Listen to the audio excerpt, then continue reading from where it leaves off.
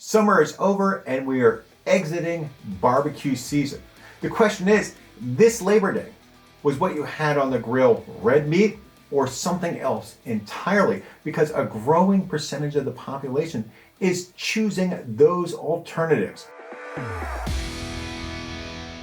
Hi, I'm Matthew Carr, Chief Trend Strategist for the Actor Club, and welcome to this episode of Market Trends. I like to say that we live in the golden age of alternatives. I have food allergies. It sucks.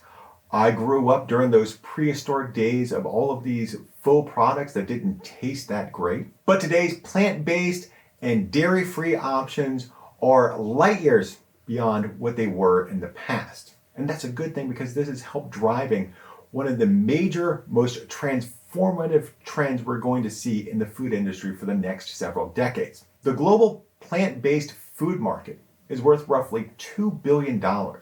But by 2027, it's projected that it'll grow to be worth more than $74 billion and could be as much as $140 billion by the end of the decade. That's more than a 1,000% increase, and that makes this a massive opportunity that investors can't shy away from. Sales of a whole slew of plant-based and vegan products are really outpacing those of their animal counterparts. In fact, sales of conventional eggs and dairy-based yogurt are on the decline. Meanwhile, staples from a bygone era like cheese and milk have essentially flatlined. No one's increasing their intake of that. And this is only beginning to scratch the surface of a major cultural change that's underway. For instance, 29% of Americans consider themselves flexitarians. Most of us eat a wide variety of products, vegetables, meats, oats, dairy, etc. Well, flexitarians want to continue to do that, but just eat less meat. But the main thing is, it's the younger generations that are really driving this trend even further. Millennials now outnumber baby boomers. They are the largest generation in this country, but right behind them, and soon to be second, will be Generation Z. Those are the people born between 1997 and 2012. So the oldest of them is just a mere 23 years old. But here's what's really fascinating about the differences between millennials and Gen Z as it comes to consumption of plant-based products. For example, we have 30% of millennials want to eat more plant-based products. Well, 79% of Generation Z already say that they eat plant-based foods 1 to 2 times per week, but 60% of them want to eat plant-based products even more. On top of that, we have that the percentage of Americans that identify as vegan are surging. Back in 2014, only 1% of US consumers considered themselves vegan. By 2017, this had risen. This had swelled to 6%. That's a massive increase in just a very short period of time. So I think our best sort of proxy for what to expect is the ever-growing number of alternatives to dairy-based milk.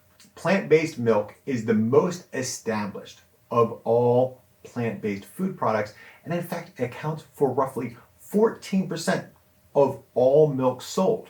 So just imagine that for every other plant-based category. But I think the biggest opportunity that we have on the horizon is for plant-based meat. What we've seen is this cultural change. It wasn't a seismic one at first, it wasn't this massive shift, but it has started to pick up speed.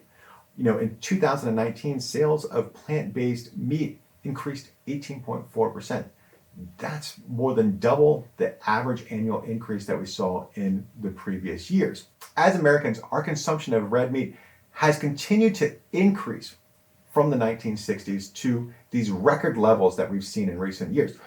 But all of a sudden, there's going to be this massive turn. Part of that is really due to COVID-19. And over the next several years, we're actually supposed to see US consumption of red meat on the decline. But there's a bigger picture here.